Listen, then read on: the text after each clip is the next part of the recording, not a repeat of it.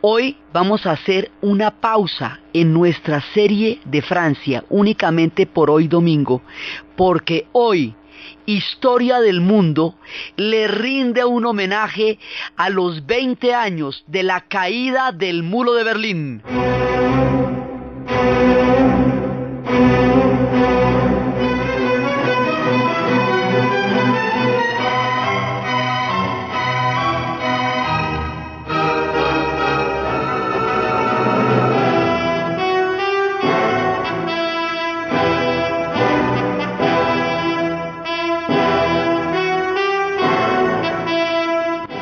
Hace 20 años, el 9 de noviembre, el mundo contemplaría atónito, estremecido, conmovido, totalmente emocionado, cómo caía el muro de Berlín, cómo los alemanes del este empezaban a pasar a Alemania del oeste, cómo se abrazaban, cómo el muro se desgarraba, cómo caía la Guerra Fría, cómo el orden histórico que había determinado la segunda mitad del siglo XX llegaba a su fin ante los ojos atónitos de sorpresa de un mundo que no podía creer haber vivido para ver semejante momento de la historia. Hace exactamente 20 años el mundo cambió por completo. Todo el significado de la historia como la habíamos entendido en el siglo XX cambió, pero todo comenzaría en Polonia, como siempre. Como siempre en Polonia, el pueblo traicionado, 1000 veces repartido, 1000 veces traicionado, indomable, con su espíritu batiente, con su espíritu frenético, ellos que han enfrentado la historia serían los que darían comienzo a estos acontecimientos que desencadenarían todos los sucesos que transformarían la historia. El origen de todo esto estaría en las entrañas de Polonia, que era un movimiento que se conocería con el nombre de Solidaridad, dirigido por Lech Walesa o Lech Wałęsa, como le dicen algunos, y tendría lugar en los astilleros de Gdańsk. En aquella época subió al Vaticano un papa polaco, el primer papa eslavo en la historia del papado, Carlos Wojtyła, conocido como Juan Pablo II, llegaría al papado en el Padrino III. Dicen que el primero había muerto en una siniestra y extraña conspiración y luego había caído luego había subido Juan Pablo II, rumores cinematográficos. El asunto es que el grupo de Solidaridad que va a fundar Lech Wałęsa va a llevar una manifestación de inconformidad, de hastío, de incapacidad para aguantar más la falta de comida, de ropa, la situación tan imposible que en ese momento estaba viviendo Polonia. Se lo llevaron a un movimiento, pero Lech Wałęsa convirtió este movimiento en una verdadera manifestación, en un proyecto histórico, y llegaron hasta el límite en que lograron legalizarlos, llegaron al punto en que empezaron a cuestionarse las reformas, a mirar a ver si era posible una salida. Duraron 15 meses en este experimento de buscar un rumbo histórico propio después de tantas veces que los habían traicionado, pero en 1981 hay un contragolpe de parte de Jaruzelski, que es un militar apoyado en ese momento, en el 81, por la Unión Soviética en la era de Brezhnev todavía. Este movimiento de solidaridad que alcanzó a darle la vuelta al mundo, que durante esos 15 meses alcanzó a mostrar todo lo que podría ser una reforma, va a ser aplastado por un golpe de Estado, lo que lo va a mantener en estado de latencia, porque la represión hizo que la gente estuviera temporalmente guardada, pero solo temporalmente. Ahí ya había empezado una cosa de grandes proporciones. En el momento en que Gorbachov va a entrar de lleno a renunciar a la carrera armamentista, estos antiguos fantasmas de la rebelde Polonia van a volver a erguirse sobre Europa del Este, y esta vez de una manera definitiva. Hay momentos y días en la historia en que los acontecimientos se precipitan y se desencadenan con tal fuerza, con tal contundencia, que sobrepasan la imaginación humana, que quedan más allá de todos los esquemas, que no hay cómo imaginar que algo así sucedería si no es porque está sucediendo frente a nuestros propios ojos. El año de 1989 sería uno de los años más cargados de acontecimientos y transformaciones de la segunda mitad del siglo XX, solo comparable en alguna medida con 1968, donde también se dio un viraje en el pensamiento y en la historia del mundo. En 1989, en un solo año, todo el montaje que habíamos hecho desde la conferencia de Yalta, desde el momento en que, desde el pacto de no agresión entre Hitler y Stalin en el 38, desde el levantamiento de Polonia para poder combatir a los nazis cuando los soviéticos los dejan solos, desde los pactos de Yalta, desde la política del eje de Europa Oriental, todo el montaje de lo que había sido el Pacto de Varsovia, todo lo que había significado el poderío de la Unión Soviética, todo lo que había sido su sistema de satélites y su zona de influencia,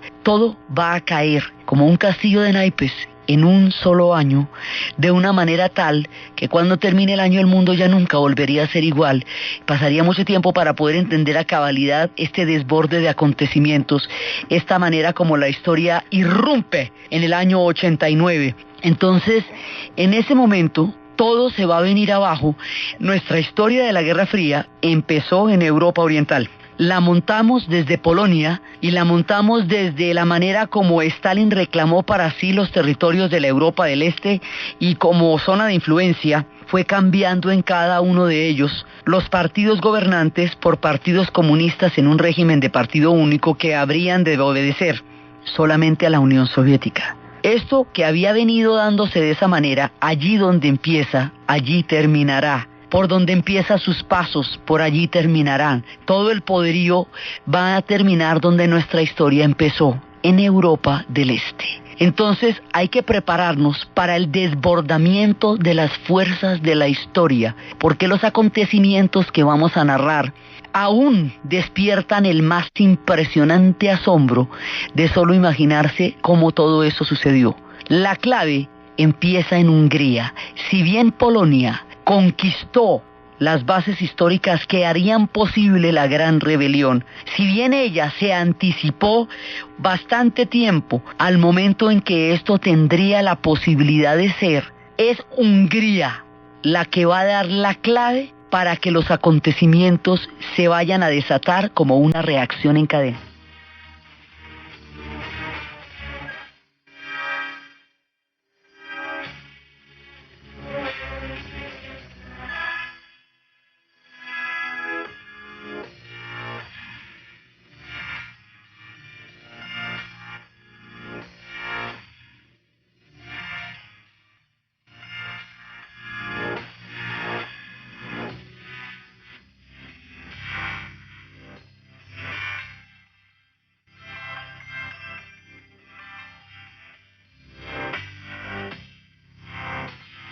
Hungría se pregunta, una vez que Mikhail Gorbachev haya decidido y anunciado al mundo que va a terminar con la carrera armamentista, que ya va a empezar la destrucción de los misiles, que se firman los pactos aprobados por las diferentes cumbres de Reykjavik, de Helsinki, de Nueva York, y cuando después del horror de Chernobyl y de todos los acontecimientos que llevaron a la decisión rotunda, definitiva y contundente de acabar con la carrera armamentista de la Unión Soviética, Hungría se pregunta, ¿y entonces qué será de nosotros? ¿Podremos al fin hacer nuestras reformas?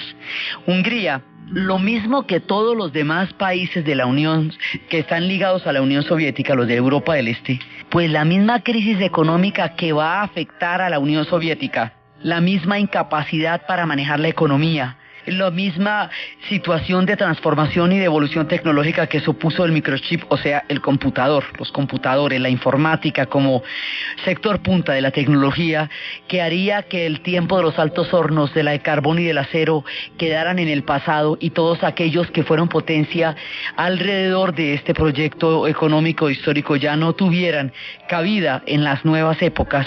El mismo problema que le pasa a la Unión Soviética, pues le va a pasar a toda Europa del Este, porque las economías están encadenadas. La Unión Soviética lo que hizo fue montar como siameses las economías de Europa del Este con la suya propia, como cuando un poco de montañistas están subiendo una cumbre y están todos amarrados para subir a la cumbre, pues si uno se resbala, pues se lo lleva a todos. Entonces, encadenada como estaba la suerte de la Europa del Este con la Unión Soviética, si la Unión Soviética entra en semejante crisis, pues los países que están encadenados a ella también. Cuando la economía se manifiesta como un bloque histórico, pues sufre el mismo destino. O sea, lo mismo que hay bloques políticos y que hay bloques militares, pues también hay bloques económicos. Y los bloques económicos se caen en un solo tiestazo. Cuando uno de ellos falla, los demás se caen también. Es, digamos, una reacción al hecho de estar tan profundamente metidos los unos dentro de los otros. Los húngaros tienen claro que bajo el esquema del modelo socialista no es posible recuperar la economía de su país, que eso se agotó, que ya no hay nada que hacer, que la crisis económica ya sacude al país de una manera insoportable. La rabia y el odio que se ha venido acumulando durante tanto tiempo empiezan a efervecer, a emerger de nuevo en los corazones de los húngaros, y se preguntan si ellos van a poder dar un salto hacia las transformaciones. Gorbachov había declarado que Europa del Este podía definir su destino de acuerdo como quisiera. Esto nunca se había pronunciado antes. Sin embargo, los húngaros quieren estar seguros y necesitan estar seguros, porque ellos tuvieron una experiencia absolutamente traumática, quizá la peor, la más dolorosa y la más terrible. En 1956, los húngaros empezaron una rebelión para apoyar a los polacos. Los polacos con Gomulka habían empezado la rebelión, y los húngaros salieron a las calles a apoyar a los polacos. Y empezaron un viraje en la era de Khrushchev, cuando se estaban dando las reformas y parecía que había una apertura política y económica, pues apertura política un poco a partir del proceso de desestalización que había realizado Khrushchev.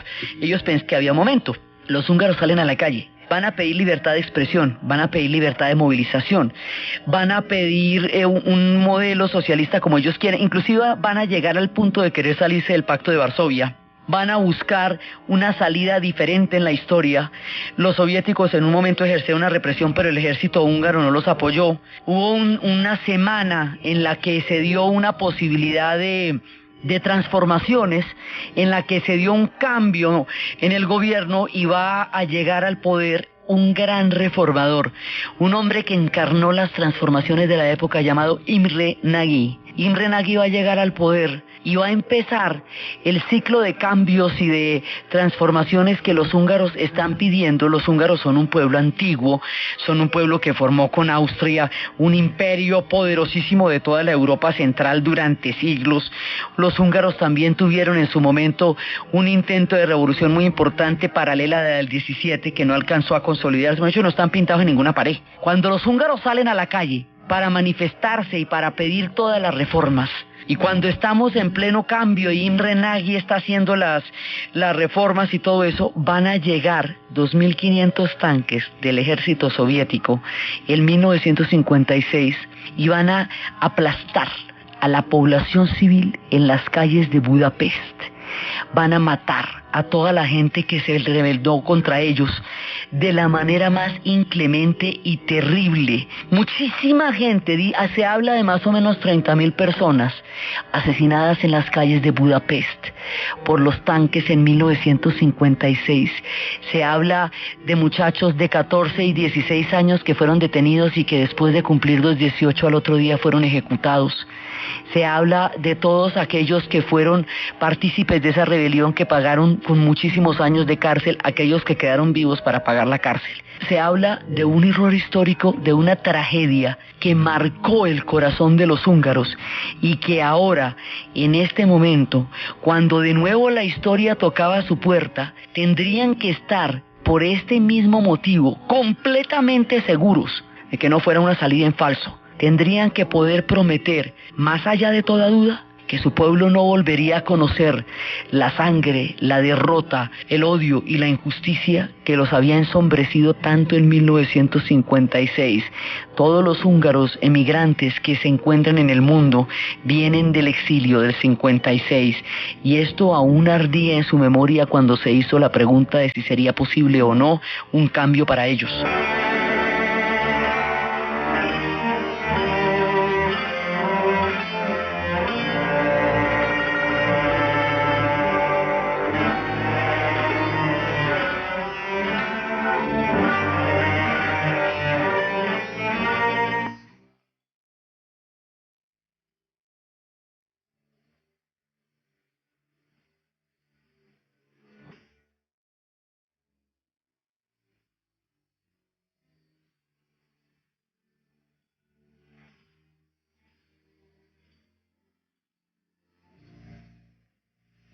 Los húngaros le preguntan a los soviéticos qué posibilidades tienen ellos de volver a intentar una transformación histórica sin que les pase el horror de lo que ya habían vivido.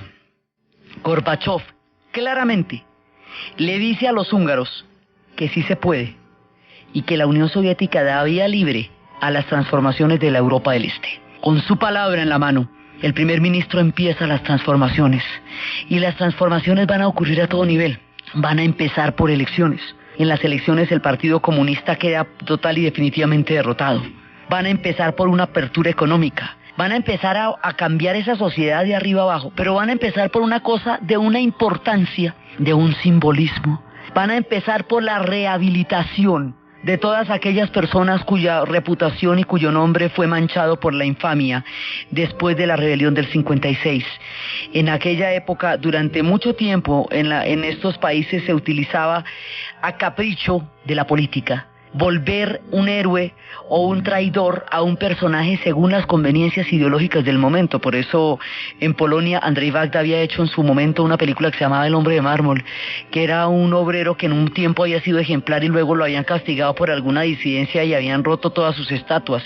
La gente que estuvo en el 56 no solamente fue asesinada, no solamente fue llevada a la cárcel, sino que fue difamada y fueron tratados traidores por el régimen de János Kádár, y que fue el que sucedió después del aplastamiento de Hungría.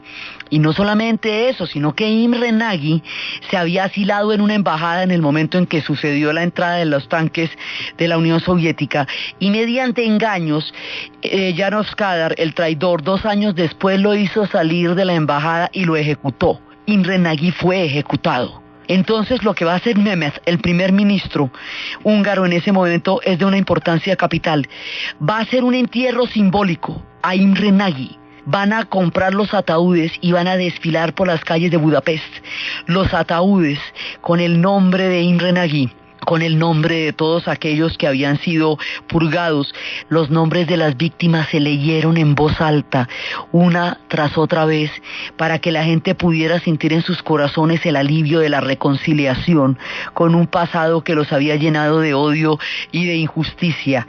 Ese acto de nombrar a sus muertos con honor, de revalidarlos, de volverles a dar un lugar dentro de la sociedad húngara, fue de un poder sanador absolutamente impresionante.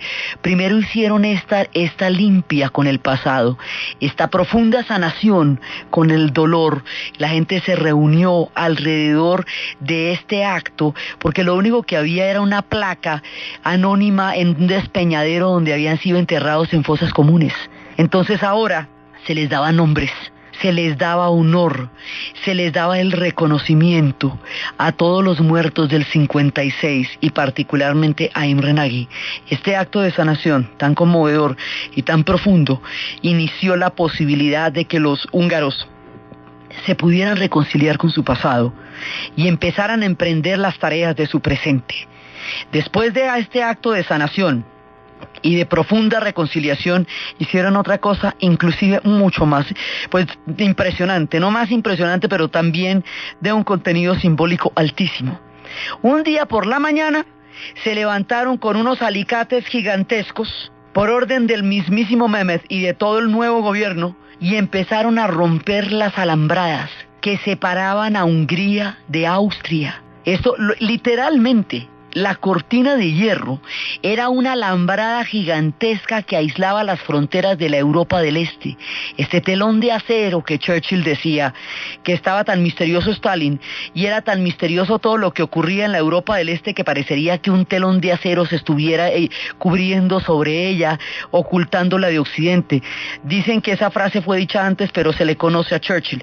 Este telón de acero, esta cortina de hierro, como se le conoció a los países de Europa del Este que quedaron detrás de este manto durante todos los años de la Guerra Fría, se empieza físicamente a descorrer en el momento en que cortan las alambradas. Durante nuestro relato de hoy, alambradas y cinceles, alicates y martillos traerán la libertad a pueblos que fueron durante tanto tiempo oprimidos. Entonces, simplemente le van a quitar los alicates, van a romper las alambradas y se van donde los austríacos a ver cómo quedaría la vida de ellos, con quienes habían compartido más de 3 siglos de imperio, curiosidad a saber en qué andaban. Los austríacos quedaron absolutamente impresionados de ver a los húngaros llegando por allá, después de que Hungría quedaba a 2 siglos y medio de Austria, después de todo el montaje de la Guerra Fría. De ahí en adelante, Hungría desata toda la posibilidad de las transformaciones de todos los demás países. Entonces Hungría en ese momento es el primer país que rompe con el orden histórico que había encubierto, digamos, que había determinado la historia de Europa Oriental desde el momento de Yalta en adelante, pues durante toda la Guerra Fría. Entonces, por eso es que, digamos, los húngaros son tan importantes, porque ellos son los que van a hacer eso, y ellos son los que llegan al análisis político, histórico, económico, de la viabilidad que podría tener su país bajo condiciones de socialismo como modelo se había agotado para ellos. Es cuando van a empezar a buscar las reformas. ¿Listo? Hungría ya salió. Entonces, cuando Hungría queda libre, cuando Hungría queda en posibilidad de decidir su historia, en ese momento, todos los alemanes de Europa, de la Alemania, de la RDA, se van a ir para Hungría de vacaciones. Había más de 750.000 alemanes de vacaciones, alemanes, en ese momento en Hungría. Entonces, cuando estaban todos allí en Hungría, empiezan a pasarse. Hungría saca, digamos, una ley que dice que los alemanes que están en ese momento en Hungría pueden salir hacia Occidente, porque usted no podía sino salir alrededor de los países de la cortina de hierro o de los países del mundo socialista. No podía, digo del mundo socialista, pues porque a Vietnam y a Cuba sí podía ir, pero no podía ir a Occidente. Entonces, acuérdese, tomó el misterio de los pasaportes. Uno se podía avisar pasaporte con países de la cortina de hierro, porque si no, ustedes pues no podían entrar al mundo occidental. Era una cosa complicadísima. Entonces ahora, precisamente, si Hungría no daba la salida, pues los alemanes tampoco se hubieran podido quedar encerrados allá. Entonces, Alemania le dan la salida a Alemania del Este, y los alemanes del Este empiezan por la vía de Hungría a llegar a Austria, y por la vía de Austria a pasar al otro lado, a la Alemania Occidental, a la RFA, República Federal Alemana. Pero en millones, o sea, es una marcha impresionante de gente que va pasando por allá. Entonces, cuando ven eso, tratan de cerrar la frontera por el otro lado. Todo el mundo se está dando cuenta que los cambios son inevitables. Los húngaros ya lo han asumido, los checos lo asumirán después, pero el único que no se ha enterado del asunto es el dirigente de la RDA, Honecker, momificado también como su compadre Brezhnev y todos aquellos que habían muerto de momismo en el último programa. Este tipo no se entera. Y no se entera. Tanto que Gorbachev tuvo una reunión con él y con todos los líderes de la Europa Oriental para plantearse lo que estaba pasando, y este tipo no se dio por enterado. Ni él ni Ceausescu, el gobernante rumano, se enteran ni se quieren enterar de los cambios, ni los quieren permitir, ni quieren aceptar que la Unión Soviética se vaya de su lado, nada de eso. Entonces Honecker va a estar completamente marginado de todas las transformaciones porque sencillamente no las quiere ver y punto. Entonces trata de bloquear el que los alemanes puedan hacer este paso, tanto que en un momento dado van a irse los alemanes a Praga y se van a meter en las embajadas, los alemanes, en la embajada de la República Federal Alemana en Praga, en lo que en ese momento era Checoslovaquia, Praga, hasta llegar a 7.000, creando una situación sanitaria delicadísima en la embajada. Y en ese momento les dan la orden de poder llegar, este episodio es impresionante, les dan la orden de poder atravesar la frontera para llegar a la Europa del oeste, a la RFA. Pero entonces Honecker pone la siguiente condición, tienen que atravesar un pedacito de la Europa del Este en tren, y que en ese pedacito de la Europa del Este tienen que dejar los pasaportes para que los expulsen. ¿Sí me entiende? O sea, cogen los pasaportes de todos los alemanes, de manera que ellos pasan al otro lado como seres sin pasaporte y sin patria. Es la manera como Honecker acepta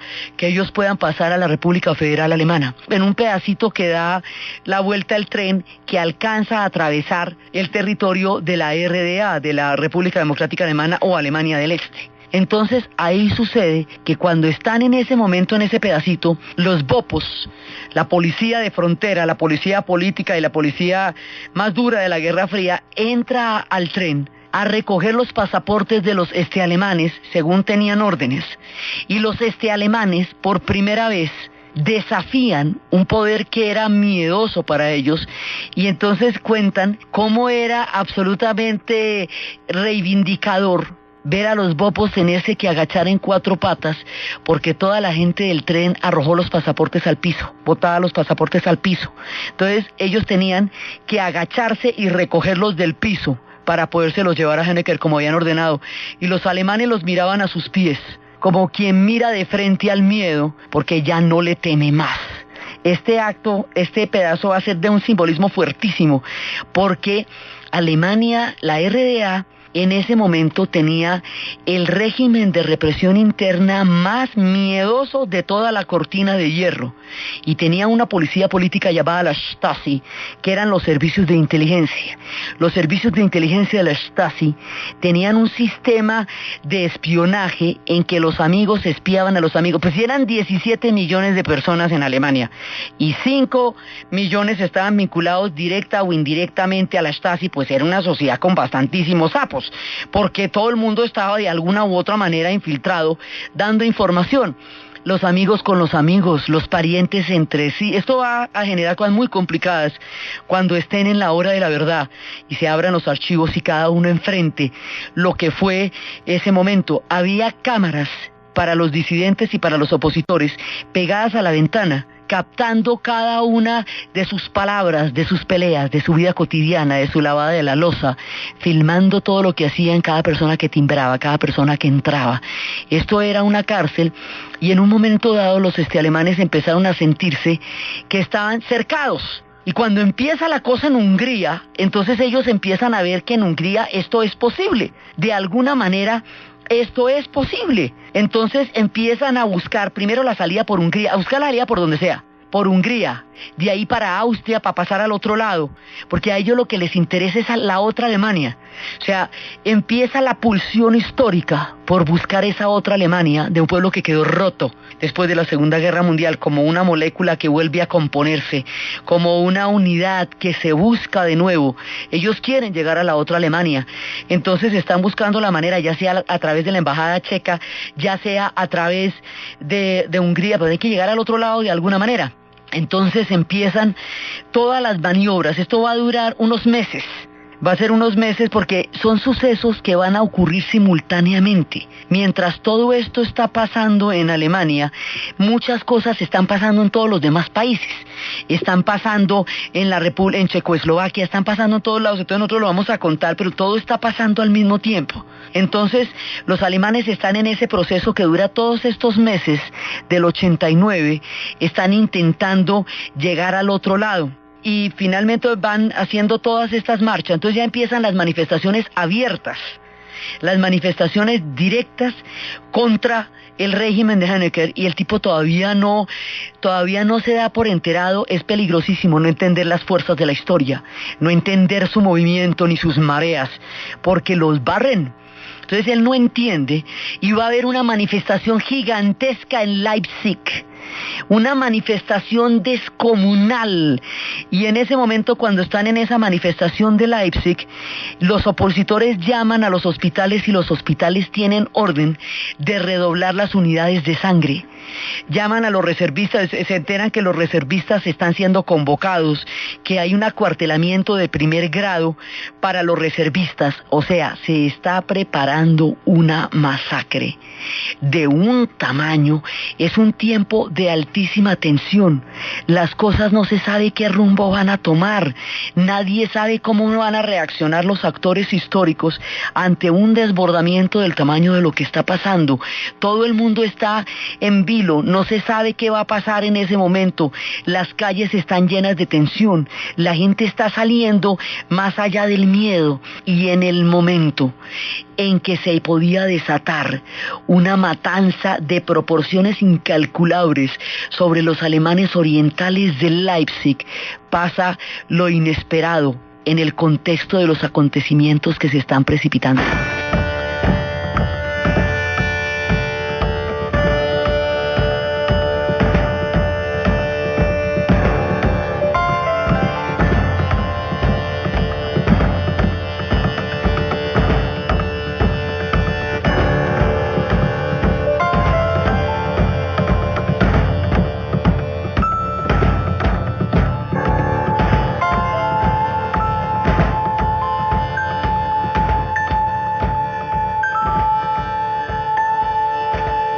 En el momento de mayor suspenso, cuando se podría desencadenar una masacre del tamaño de lo que podría suceder en ese momento en Leipzig, los alemanes también habían tenido lo suyo en 1953, también los habían aplastado, ellos ya sabían, ellos ya habían vivido esto.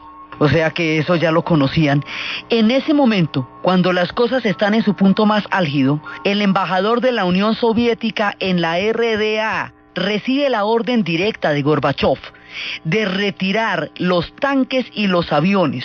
La Unión Soviética no va a intervenir en las manifestaciones de los alemanes para buscar las reformas. Al no intervenir la Unión Soviética, la masacre sería por cuenta única y exclusiva del ejército alemán contra los propios alemanes, dirigida por Honecker en lo personal. Esto ya queda muy cuesta arriba, o sea, ya tampoco. Usted puede con la Unión Soviética y el Pacto de Varsovia aplastar un movimiento como lo hicieron en Polonia en los 50, en el 52, en Berlín en el 53, en Hungría en el 56, y como lo harían con los checos después en el 68. Pero solito, sin el apoyo de la Unión Soviética, no es posible nada, porque por cuenta y riesgo propios esto ya no es posible. Entonces la orden directa, es decir, aquí la Unión Soviética dicta la política y Gorbachov le da el embajador. Imagínense lo que era el embajador de la Unión Soviética en la RDA en ese momento. Pues era como el presidente, o sea, un poquito más, porque ellos eran parte del bloque de la Unión Soviética. Si el tipo dice no va, punto. Y como no va, las manifestaciones siguen su curso. Ellos alcanzaron a esperar la masacre, y de pronto, ¿cómo les parece que no los mataron? Si cuando los acontecimientos parecían llegar a un punto aterrador, no los mataron. Entonces las manifestaciones seguían y seguían. Era una época increíblemente tensa, porque al mismo tiempo estaba sucediendo lo de la plaza de Tiananmen. Al mismo tiempo, cuando la China intentó, surgió un movimiento de reforma y de democratización de la China. En ese momento les mandaron los tanques a los estudiantes en Beijing, y la imagen del estudiante frente al tanque que habría de pasarlo por encima estremeció al mundo, y todos los chicos de Tiananmen fueron brutalmente reprimidos. Eso también podía pasar. ¿Cómo estaría de tenso el ambiente que en todas las entrevistas retrospectivas que hay en los documentos de la época, el mismo George Bush papá, estamos hablando del padre, decía que la cautela con que los Estados Unidos tendría que proceder ante una situación como la que estaba pasando era inmensa, que ellos tenían que ayudar a Gorbachov en lo que necesitaran, porque acuérdense que eso es entre dos, no es entre la Unión Soviética y los Estados Unidos. Entonces a todas estas los Estados Unidos, ¿qué pensaba de todos estos acontecimientos? Entonces en un momento dado los Estados Unidos dice, quietos en primera. No se puede tener ningún tipo de actitud ni triunfalista. Bush papá decía, no podemos tener actitudes triunfalistas, no podemos tener actitudes provocadoras, porque hay sectores sumamente conservadores que podrían verse provocados. Digamos, la caída de un imperio requiere dignidad. Y usted no puede ir a burlarse de ellos, ni puede provocarlos, pues uno sabe hasta qué punto eso pueda revertir el carácter de los acontecimientos. Entonces, quietos en primera, además porque decían, la Guerra Fría está a punto de caerse, pero no sabemos si esto es necesariamente de todas las buenas. O sea, ¿quién nos dice que esto de todas las buenas? ¿Qué tal que esto sea con la sangre del mundo, como ya ha pasado antes en esos mismos países? Entonces la actitud de los Estados Unidos era como la de un gato cuando está en un jardín mirando hacia un objetivo. Quieto, quieto, quieto, quieto, porque cualquier movimiento puede revertir o variar dramáticamente el orden de los acontecimientos. Entonces las cosas se van desenvolviendo y se van desenvolviendo y los acontecimientos se hacen cada vez más impresionantes. Hay un momento en que Gorbachov fue a Alemania antes de la manifestación de Leipzig y los alemanes le empezaron a gritar en alemán, ayúdanos Gorbi, ayúdanos Gorbi. Y al tipo le preguntan, ¿usted habla alemán? Dice un poco. Dice, ¿y entiende lo que le están diciendo? Dice, sí, yo entiendo lo que me están diciendo. Y entonces le dijeron, bueno, es que esto ya es el fin. Y efectivamente era el fin. Entonces, a partir de ese momento, ya la cosa es imparable. Y después entonces los alemanes entienden que cojones que no se va a poder hacer pues ningún tipo de reforma porque el hombre tiene el mismo formor en las orejas que tenía en su momento en la era de los soviets. El tipo tiene el mismo formor en las orejas, entonces no sé, de la era de Brezhnev. Entonces simplemente lo quitan de ahí y va a subir Egon Krenz, que va a liderar los procesos de cambio. En ese momento, cuando sube Egon Krenz, hay una declaración. La declaración dice lo siguiente: iba a entrar en vigor durante las siguientes 24 horas, o sea, después de 24 horas iba a entrar en vigor. Pero en ese momento, cuando le preguntan en una rueda de prensa, hay una confusión. La orden es que los alemanes de la Europa, o de los alemanes, que quieran pasar al occidente, que por favor que pasen, que pueden pasar, o sea que hay permiso. Después de que el muro de Berlín se construyó en un solo día, después de que en 1961 las alambradas atravesaron Alemania por la mitad, después de que la gente se estampillaba contra las alambradas porque al otro lado estaba su familia, después de que se mostraban los bebés antes de que subieran el muro, después de que se iban en poleas, mandaban a los niños de 8 años en poleas a ver si llegaban al otro lado, atravesaban los canales a superficie, abrían túneles inmensos a ver si podían pasar al otro lado, se metían en materiales de construcción, en bolas de esas que hacen para tumbar edificios, a ver si en una de esas bolas llegaban al otro lado. Después de tantos años de tratar de atravesar ese muro, después de tantos muertos, después de tanto dolor, de pronto van y dicen que es que Mauricio ya se puede atravesar, irse para el otro lado. Entonces, en ese momento, esta declaración genera tal sobresalto que la prensa, pues esto es en una rueda de prensa, pregunta, ¿a partir de cuándo? ¿A partir de ya? Entonces el que está dando las declaraciones, el vocero oficial, se confunde y dice, pues sí, ya. Y la orden iba a entrar en 24 horas. Pero el hombre se confundió como ante los sucesos y dijo, ya. ¿Ya quién dijo? Ya fue que a los 5 minutos todo Berlín se enteró. Y todo Berlín se fue para la calle. Decían los sobrevivientes, la gente que vivió en ese momento esa situación, que sentían como si una fuerza profunda, visceral, salida del fondo de las entrañas los llamara hacia la plaza de Brandenburgo, hacia la puerta de Brandenburgo. No era claro que no los fueran a matar. Todavía no era claro que no los fueran a matar. Dicen que el miedo era todavía demasiado grande, pero que la excitación, la locura, el frenesí de lo que estaba pasando en ese momento era superior al miedo. Era más bravo todavía que este sentimiento de incertidumbre profunda que tenía un pueblo que había vivido tanto dolor y tantas situaciones terribles. Van a pasar al otro lado y de pronto unos se pasan y dicen que los abrazaron, que al principio, y que cuando los abrazaron estaban al otro lado. Entonces en ese momento llega la gente en una multitud absolutamente impresionante, va a llegar a la puerta de Brandenburgo, al checkpoint, donde empieza el otro Berlín. Y cuando llegan todos, como la orden no había entrado en vigencia todavía y el tipo metió la pata y dijo que era ya, y era para dentro de 24 horas, la policía del checkpoint, los bopos, estos miedosísimos que les cuento, no tenían órdenes de nada. ¿Cómo te parece? Ahí parados. Y viene Berlín a las puertas de Brandenburgo, Berlín entero, los no saben qué hacer. Entonces cuentan los soldados que empezaron a llamar desesperadamente a los superiores. Que qué hacemos, que aquí está todo Berlín, que quiere pasar para otro. Nadie les pasaba el teléfono, no sabe, no responde, nadie tiene ni idea. Nadie se imaginaba nada. Mire, nadie sabía qué hacer con lo que estaba pasando. Todos los bopos quedaron a su merced, armados hasta los dientes, parados en el checkpoint que los separaba del Berlín occidental, sin instrucciones, en un régimen histórico donde las instrucciones lo eran absolutamente todo y donde las órdenes eran inamovibles. Entonces tuvieron que decidir y dejémonos pasar, a ver, ¿o qué? Pues que nos vamos a poner aquí a oponernos a que pasen. Que pasen.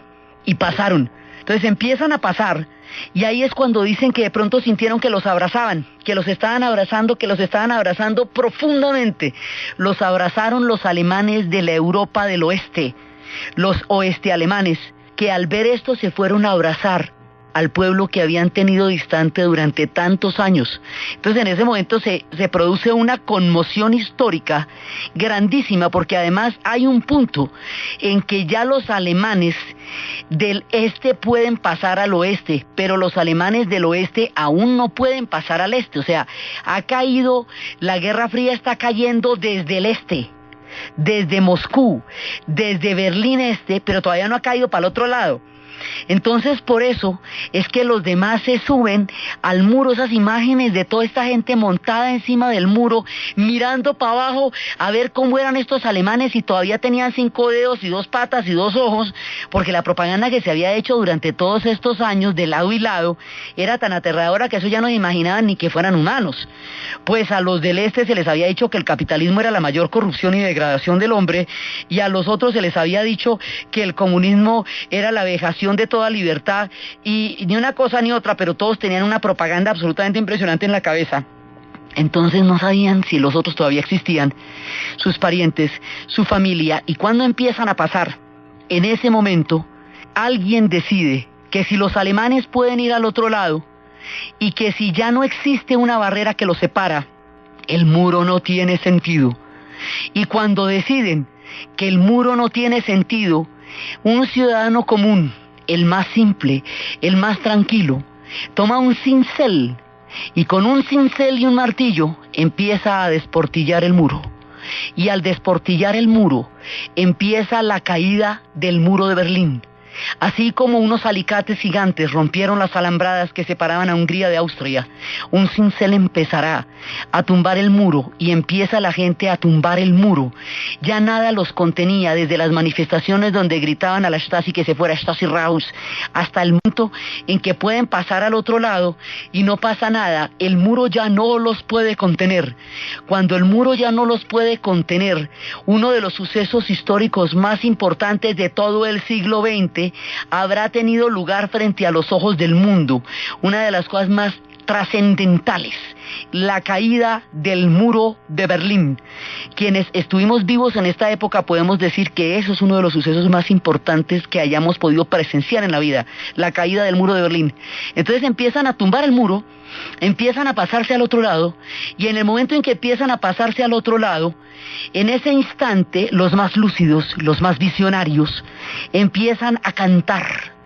Y el grupo Pink Floyd, que tantas veces nos ha acompañado a través de los relatos históricos, entiende que hay que tumbar la pared, y hace el concierto de donde van a tumbar la pared, porque entiende que el muro se está cayendo.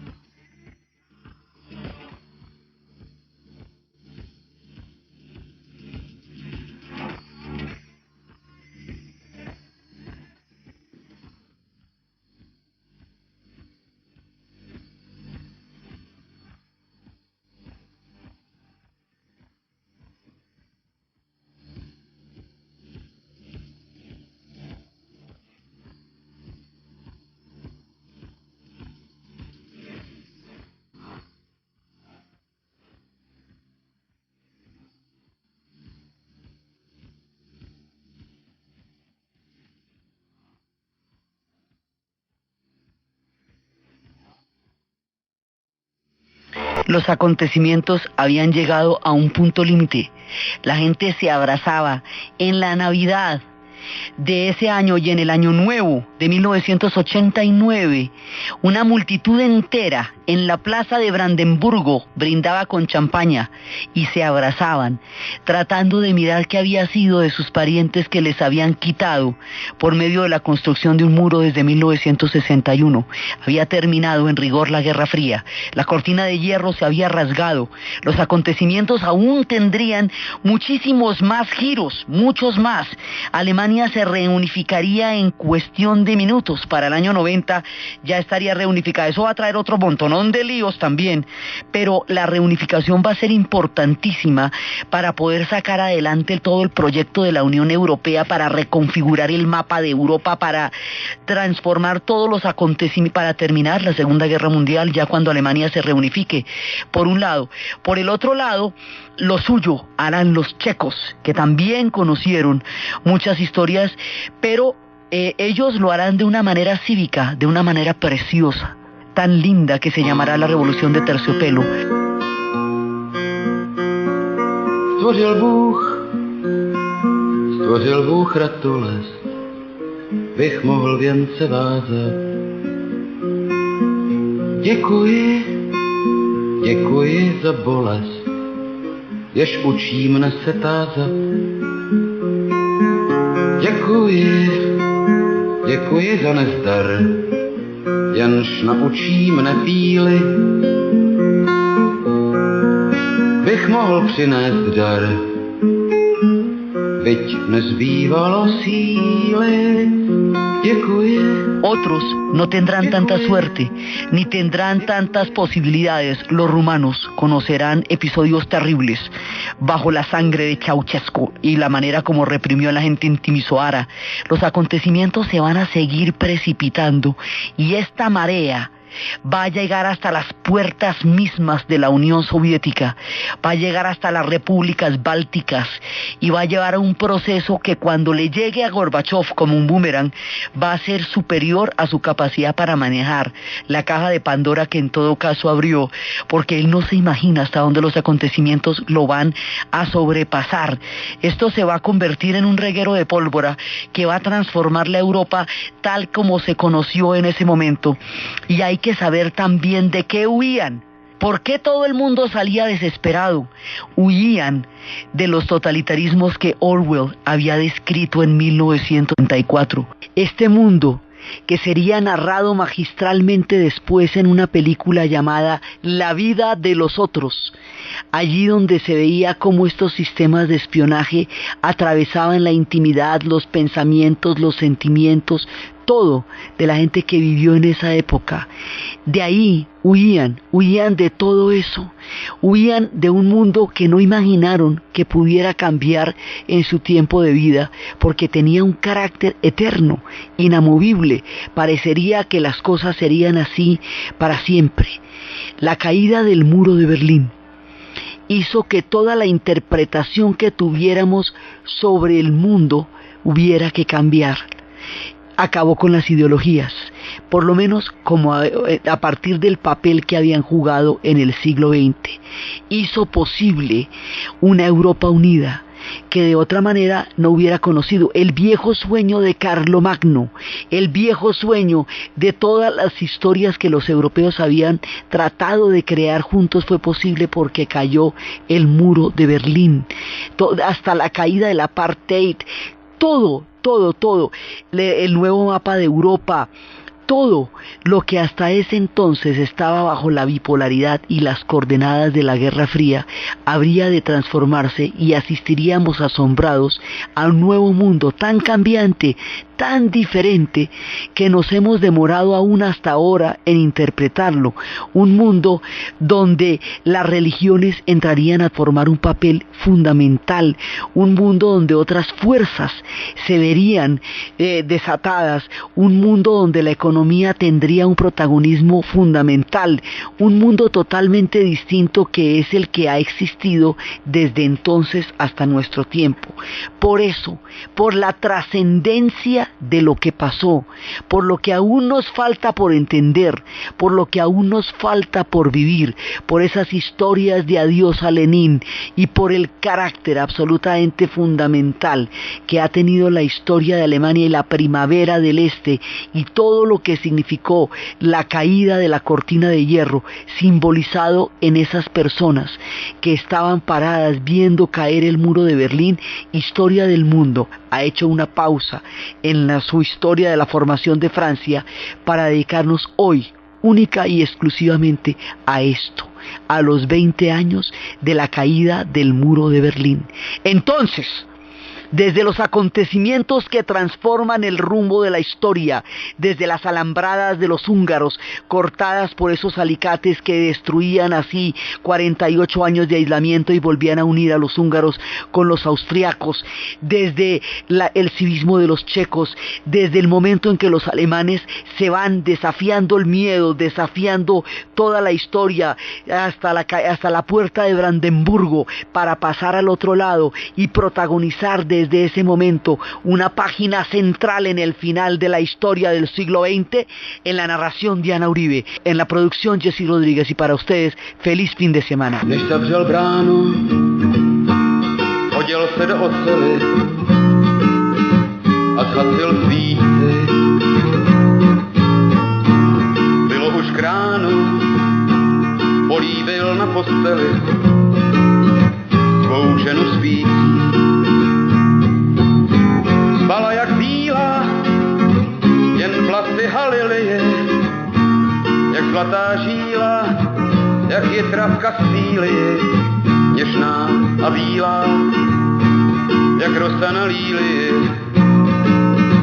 jak luna bdící.